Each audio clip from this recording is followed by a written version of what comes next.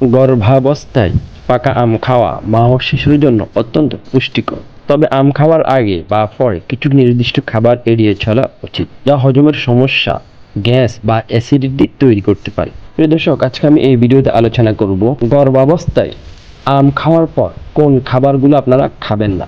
প্রিয় দর্শক, সেই খাবারগুলো কি কি বিস্তারিত আজকের এই ভিডিওতে আমি আলোচনা করব। মূল ভিডিওতে যাওয়ার আগে আপনাদের কাছে একটা অনুরোধ করব, যারা এখনো পর্যন্ত আমাদের এই হিউম্যান হেলথ টিভি চ্যানেলটি সাবস্ক্রাইব করেননি, তারা অবশ্যই আমাদের চ্যানেলটি সাবস্ক্রাইব করে আমাদের সাথেই থাকবেন। চলুন তাহলে আমরা আজকে জেনে আসি যে কোন 5টি খাবার গর্ভাবস্থায় আম খাওয়ার পর আপনারা খেতে পারবেন না। তার মধ্যে 1 নম্বরে যে খাবারটি রয়েছে সেটি হচ্ছে জাল বা মশলাদার খাবার। আম খাওয়ার পর অনেকেই জাল বা মশলাদার খাবার খেয়ে ফেলেন, কিন্তু এটা একেবারেই উচিত নয়। মশলাযুক্ত খাবার বা কাসুন্দি এড়িয়ে চলাই ভালো, কারণ এগুলো পেট ব্যথা এবং গ্যাস্ট্রিকের সমস্যা বাড়িয়ে দিতে পারে। 2 নম্বর, অতিরিক্ত ঠান্ডা পানি বা আইসক্রিম খাওয়া যাবে না।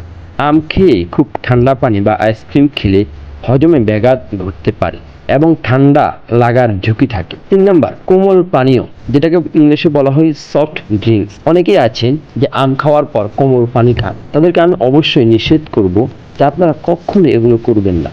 বিশেষ করে যারা গর্ভবতী মা ও বোনেরা আছেন, তারা অবশ্যই এটা থেকে সতর্ক থাকবেন। আমের মিষ্টির সাথে কার্বোনেটেড ড্রিঙ্কস বা কোমল পানীয় মিশে পেটে অতিরিক্ত গ্যাস ও পেট ফাঁপার কারণ হতে পারে। 4 নম্বর, কাঁচা পেঁপে। গর্ভাবস্থায় কাঁচা পেঁপে জরায়ুতে সংকোচন ঘটাতে পারে, তাই যে কোনো সময় কাঁচা পেঁপে খাওয়া থেকে বিরত থাকা উচিত, বিশেষ করে আম খাওয়ার পর। 5 নম্বর, আনারস।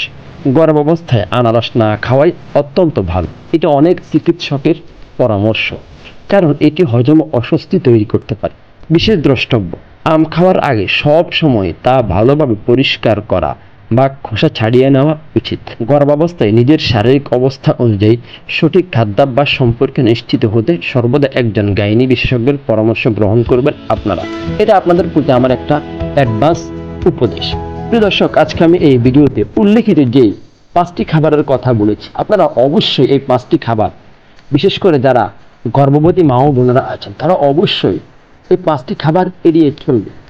যদি এই 5টি খাবার আপনারা ভুলেও কখনো খেয়ে ফেলেন, তারপর থেকে আপনারা চেষ্টা করবেন যে এই খাবারগুলো এড়িয়ে চলার, কেননা এই খাবারগুলো আপনার এবং আপনার পেটের যে সন্তান আছে, ওই সন্তানের উপর অনেক বাজেভাবে প্রভাব ফেলবে। প্রিয় দর্শক, আজকের ভিডিওটি এই পর্যন্তই।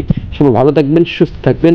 ভিডিও শেষ করার আগে আপনাদের কাছে আবারও অনুরোধ করব, যারা এখনো আমাদের এই চ্যানেলটি সাবস্ক্রাইব করেন নাই, অবশ্যই আমাদের চ্যানেলটি সাবস্ক্রাইব করবেন, কেননা আমরাই দিচ্ছি প্রতিদিন এরকম গুরুত্বপূর্ণ স্বাস্থ্য বিষয়ক ভিডিও। তাই ভিডিওগুলো সবার আগে পেতে অবশ্যই চ্যানেলটি সাবস্ক্রাইব করে নোটিফিকেশন অল করে দিবেন। সবাই ভালো থাকবেন, সুস্থ থাকবেন।